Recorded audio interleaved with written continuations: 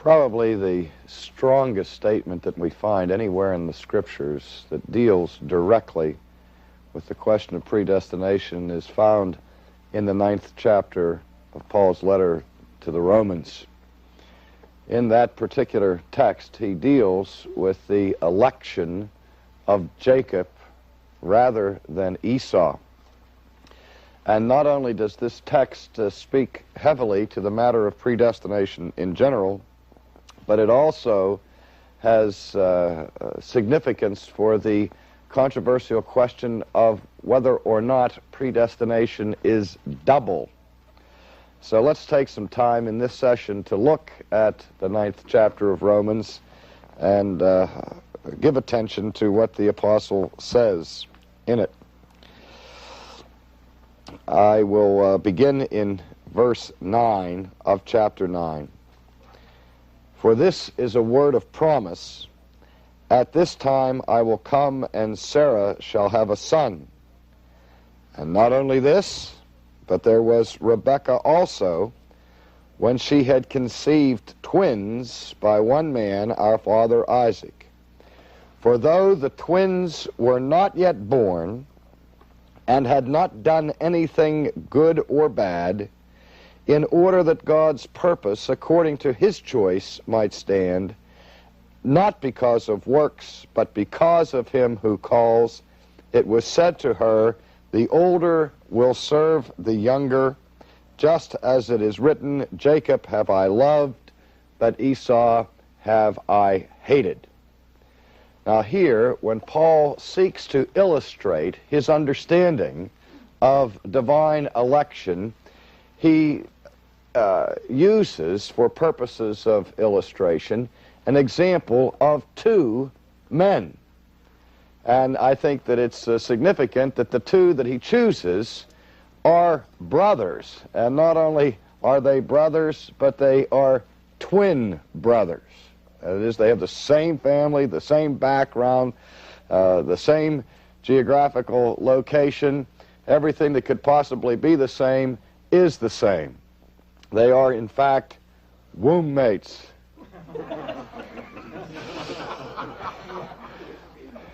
Thank you. I get a little punchy after we study predestination for this long. And in his consideration of these two men, he labors the point that one is preferred over the other before either is born. Now that statement, before they were born, raises the question of God's foreknowledge. The most popular view of predestination that rejects the Augustinian view is that view we call the foreknowledge view of election, which basic thesis is this, that predestination simply means that God from all eternity looks down through time and knows in advance what people will do, and on the basis of that foreknowledge then chooses them. Now we notice that chapter 9 of Romans speaks very sharply to this question. We read that, for though the twins were not yet born and had not done anything good or bad. Let's just look at that phrase.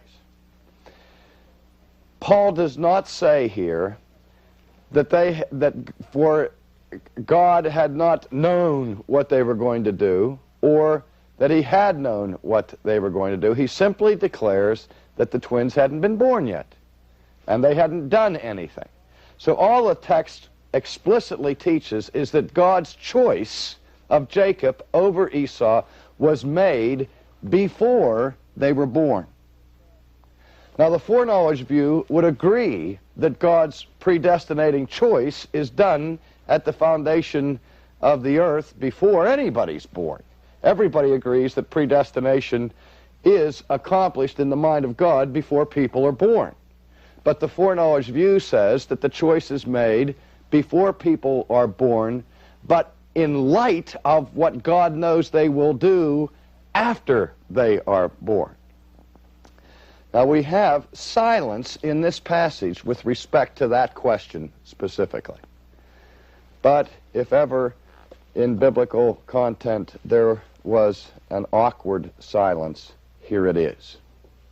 What I'm getting at is this, that if the apostle had any desire to make clear that the electing, predestinating actions of God are done with a view to the future actions of men, this would have been the place to say it. And in other words, if the biblical view is what the foreknowledge view seeks to hold, namely that God always chooses in light of his knowledge of future decisions, first of all, why doesn't the Bible ever say that? It never says it.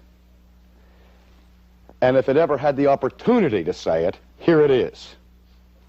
But not only is it not said here, but Paul takes the time to say that though the choice was made before they were born, before they had done any good or evil. We have to ask the question, why does he include that? If his purpose was to communicate a foreknowledge view of election, the addition of these words would certainly confuse the people of God, wouldn't it? But let's go on further. Though the twins were not yet born, had not done anything good or bad. Now what's Paul's concern here? In order that God's purpose, according to his choice, might stand. The emphasis, again, in the passage is on God's purpose, and that what Paul is saying is that the reason why the decision is made before they're born, before they've done anything good or evil, is so that it's God's purpose who will stand. Do you see that the flavor of this passage is totally opposed to the concept of a foreknowledge view of predestination? Do you see that? I mean, what other reason could we give for the apostles emphasizing this fact that they had not done any good or evil? Not even had they not done it in space and time, but by implication, even in the mind of God. That is, from God's perspective, there is no good or evil that is taken into consideration here. Because the conclusion is, the reason why he states that, the reason that the apostle gives for having said it this way, is that the purpose of God might stand, according to his choice. Not because of works, but because of him who calls. The foreknowledge view says that God looks down into the future and he sees that some people will make the correct choice and others will make the incorrect choice. And what the foreknowledge view suffers from is that election in that view is based upon a good work. Believing. This is the work of God, to believe in the one whom he has sent. The supreme good work is to place one's trust in Jesus Christ, in one sense of considering the biblical concept of the good work. But Paul is saying here that it is clearly not because of human works, but because of him who calls. The Arminian view, in its various styles and shapes and forms, bottom line, makes the final decision for our salvation rest upon a human choice, not upon a divine action. And I think Paul is annihilating that position here as strongly as he could possibly do it by emphasizing the fact that it is not because of works, but because of the one who calls. That the accent and the credit for your redemption is to be given to God. To God alone is the glory. And now, in order that this purpose might stand, and that it not be because of works, but because of him who calls, it was said to her, the older will serve the younger. That is, the reason why God made this choice was to demonstrate the supremacy of him and his purpose. As it is written, Jacob have I loved, but Esau have I hated. I'll come back to that phrase in a moment because I know that provokes all kinds of problems with the idea of hatred. But look at verse 14. Verse 14 is a rhetorical question. What shall we say then? There is no injustice with God, is there? How does Paul answer his own question? Does he simply say, no, there's no injustice with God? No, he uses the most powerful form of emphasis that he can. Some translators read, may it never be. Or other ones, God forbid. The answer to his question, does this indicate injustice in God?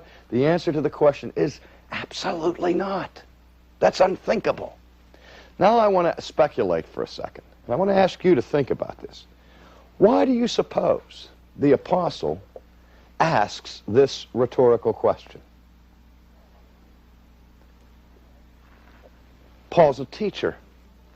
And when teachers teach, they know going into their lessons that sometimes there'll be difficulty with the students understanding what the teacher is communicating. A good teacher anticipates his opposition and where the problems will arise. Now, Paul is obviously here as a teacher anticipating a protest from his hearers when he says, what shall we say then? And what particular thing does he expect people to say when they hear this? It's not fair. There's not righteousness. Is there injustice in God? Now my question is, why does he anticipate that objection? Well, there are two possible reasons, really. He could be anticipating this objection because he may be thinking, there may actually be some people listening to me or reading this letter who are muddle-headed enough to be of an Augustinian persuasion and find in my words an Augustinian view of election, which would obviously be unjust. And so all I have to do to keep that from ever happening is to say, is there injustice in God? Well, obviously not, and so much then for Augustine and Aquinas and Calvin and Luther and so on. Maybe that's what he's anticipating. Or maybe Paul himself is Augustinian, and he's had experience with teaching the doctrine of predestination, where every time the subject is mentioned, the initial response of people is, that's not fair. I have a sneaking suspicion that that is the reason why the apostle raises this rhetorical question. Because the thing I want you to understand is that nobody ever raises that question about the Arminian view. In fact, the Arminian view is designed in such a way that that isn't a problem. I take comfort in fact, that the same questions that are raised about my view of predestination are the ones that the Apostle Paul had to deal with. Is there unrighteousness in God? Because on the surface, it sounds like it. When you talk about a divine sovereign choice before anybody has done good or evil, without a view to their future actions, that's strictly according to the sovereign purpose of God, that God's purposes may be stand of grace, not of human works, then the obvious question we're going to ask is, well, how can that be fair? Well, Paul says, is there unrighteousness in God? And he answers his own question with an emphatic no. May it never be. For he says to Moses, I will have mercy upon whom I will have mercy, and I will have compassion upon whom I will have compassion. Again, if I can speculate, if I were the apostle and I were teaching a foreknowledge view of election, and I had these objections to deal with, what would I fall back on? If I were going to pull the plug once and for all of any charge of God's being unfair, I would say, well, wait a minute. God's not unfair. God's not unjust, because even though this decision is made before anybody's ever done any good or evil, it's with a view to their future choices. So the bed you make is the bed you sleep in. And that would pull the plug forever.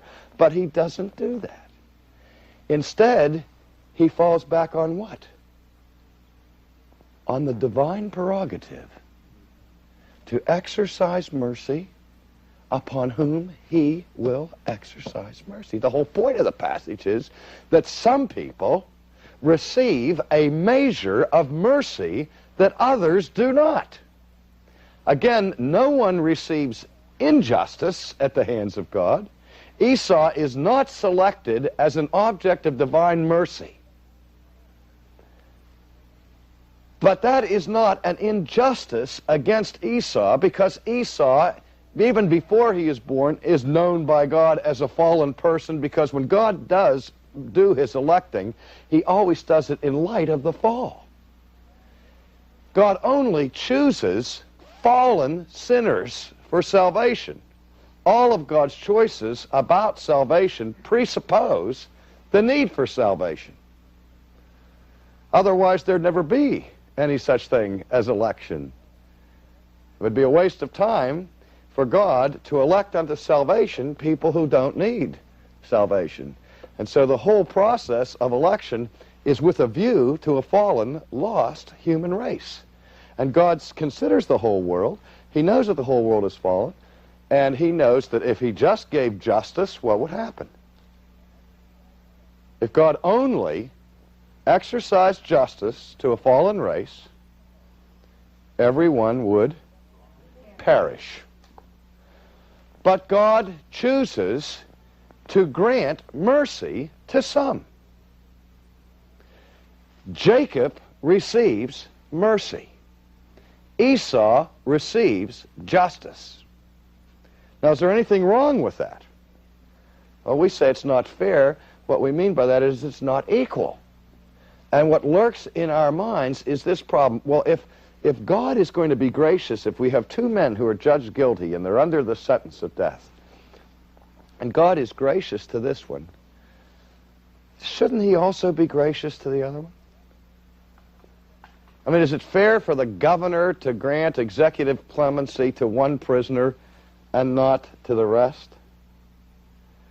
Well, it certainly isn't equal. But again, this person receives grace, this person receives justice. He has nothing of which he has any right to complain. There's nothing unjust about it. And God reminds us again and again that it is his right to grant his mercy upon whom he will grant his mercy. And if he grants mercy to one, he is not obligated to give it to the other. Again, if we think that God is ever obligated to be merciful, what does that mean? We're not thinking about mercy anymore. Because mercy, by definition, is not obligated. Mercy is something that God does voluntarily. He's not bound to do it. He doesn't have to do it. He's not required to do it. He does it out of the sheer goodness of his heart. And we can never say to a merciful God, and this is the thing that scares me, and I hope you will never say to a merciful God, God, you are not merciful enough.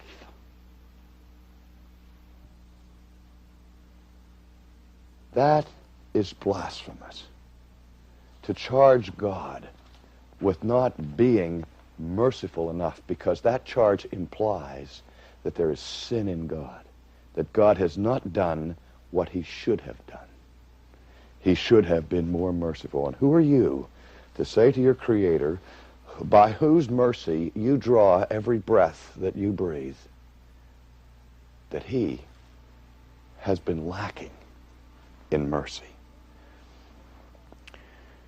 For he says to Moses, I will have mercy on whom I will have mercy, and I will have compassion on whom I will have compassion. Now, the coup de grace, the verse that I think should, in all honesty, end Arminianism forever. So then, here's the conclusion. It does not depend on the man who wills or the man who runs, but upon God who shows mercy. Now, the Arminian view does not say that it depends all on man and not on God. But the Arminian view says that without God's mercy, there'd be no salvation. That's true. but it also depends on our choice. It depends both on God's grace and upon our choice. That we must exercise our will, apart from divine activity, in order to be saved. So the election depends upon human choices in the foreknowledge view. And Paul says, no, it doesn't. How could he say it any more clearly? So this is not based upon the one who wills or upon the one who runs, but on God. There's where the dependency is, who has the mercy. Then he goes on to say, for the scripture says to Pharaoh, for this very purpose I raised you up, to demonstrate my power in you, that my name might be proclaimed throughout the whole earth. So then he has mercy on whom he desires, and he hardens whom he desires. Now that is a hard saying. Let's take a look at that for a moment. I mentioned earlier this problem of Jacob have I loved, Esau have I hated. What does it mean that God hates Esau? When we use the English term hate, we think of an attitude that comes from a posture of malice. And we are forbidden to hate people. We are called to love even our enemies. But is there any way that the Bible uses the term hatred that does not carry that sinister connotation to it? Well, yes, there's the hatred of sin, but remember David in the Old Testament when he says, I hate my enemies with a perfect hatred? There is such a thing as a holy hatred. A hatred of wickedness, yes, but it doesn't just say here, we have that thing, hate the sin but not the sinner. But God doesn't say here, Jacob have I loved, Esau's sin have I hated. It's Jacob have I loved, Esau have I hated. Here you have antithetical parallelism going on in a Hebrew mode. And all that hatred means in this passage is the absence of this special divine favor.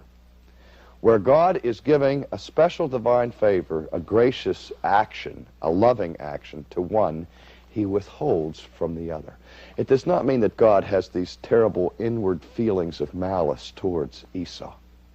But God does withhold this particular divine favor from Esau. Jacob is given a gift that Esau does not receive. That's all the Jew means by that. But this raises the question of whether or not predestination is double. I've heard many, many people say, I believe in predestination, but I can't stand double predestination. There are two different views of double predestination that have been presented throughout church history and have been vying for acceptance. The first is the view that we will call equal ultimacy, or sometimes called the symmetrical view of predestination, meaning that predestination has two sides to it, election and reprobation, salvation and damnation.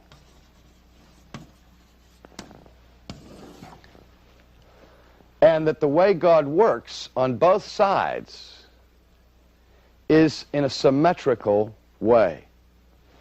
That God works in the life of Jacob and he works in the life of Esau. Now, we also speak in terms of what we call positive decrees. Now, the positive schema looks like this. It would say that in the case of the elect, God so predestines certain people like Jacob to be saved that God ensures their salvation by unilaterally intruding into their lives and creating faith in their hearts. And in the case of the reprobate, God also so predestines their damnation that he intrudes into their lives by creating evil or unbelief in their hearts. so that there's a positive action in the lives of both people, creating faith in the life of one man and unbelief in the heart of the other. See what we mean now by symmetrical view. That view has been overwhelmingly rejected by Augustinians and Calvinists. That is not the Augustinian view. Some people call it hyper-Calvinism. I think that is a serious insult to John Calvin, to call it hyper-Calvinism, because it's not hyper-Calvinism, it's sub-Calvinism, or worse, anti-Calvinism. Hyper-Calvinism would mean super-Calvinism. Calvin would not appreciate that particular nomenclature. Rather, the Augustinian view is that predestination is certainly double, because not everybody is saved, that there are two sides to it. Some people are elect and some are not. So we have two sides of the coin, and we have to deal with both sides of the problem.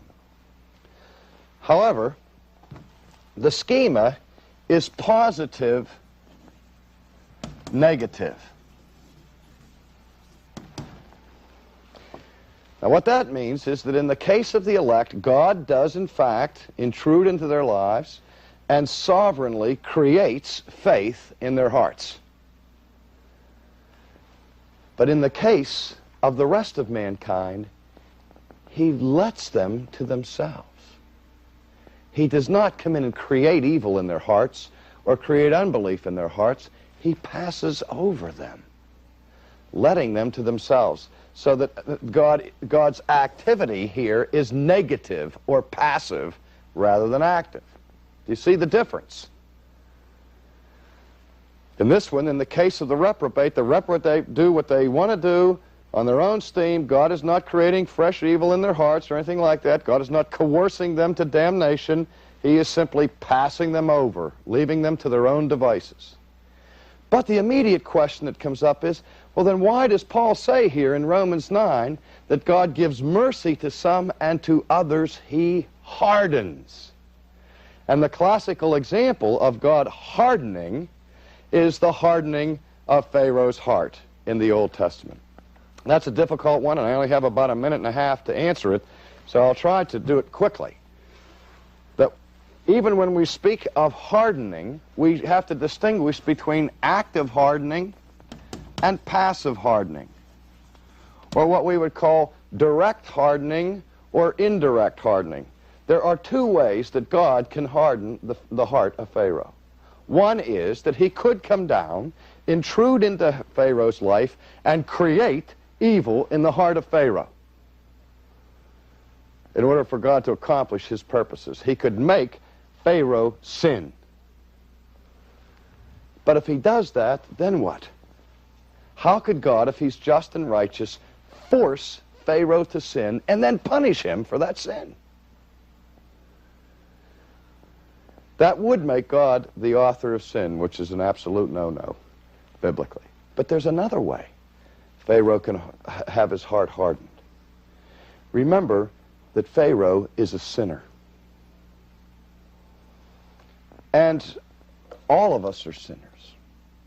But all of us have our sin, to some degree, checked and restrained by certain opposition around us that keeps us from being utterly depraved.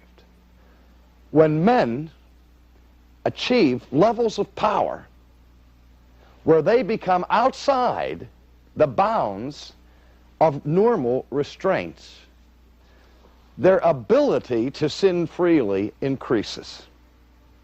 I mean, the only thing that's keeping Pharaoh from being utterly wicked is the restraining power of God. It certainly wasn't the government of Egypt that was keeping him in check. Only God's restraints were keeping Pharaoh from being more wicked than he actually was. If God wants to harden Pharaoh's heart, does God have to create fresh evil there? All he has to do is remove his hands and give Pharaoh all the space he needs. And that's how Pharaoh's heart is hardened, which is itself an act of divine judgment, a just act of divine judgment upon him. And the gospel does the same thing in the lives of the reprobate. The more people hear the gospel and freely reject it, the more their hearts become hardened. And so that you see that in this drama, Pharaoh hardens his own heart. All God does is remove the restraints. And so Pharaoh is responsible for the hardening of his heart. And so again, we see that in this scheme, in the concept of election, all men are fallen, all men are wicked. God gives mercy to some, as in the case of Jacob. And the others, he leaves to themselves. They receive justice. This group receives mercy, that God might be honored and that God's purposes might stand.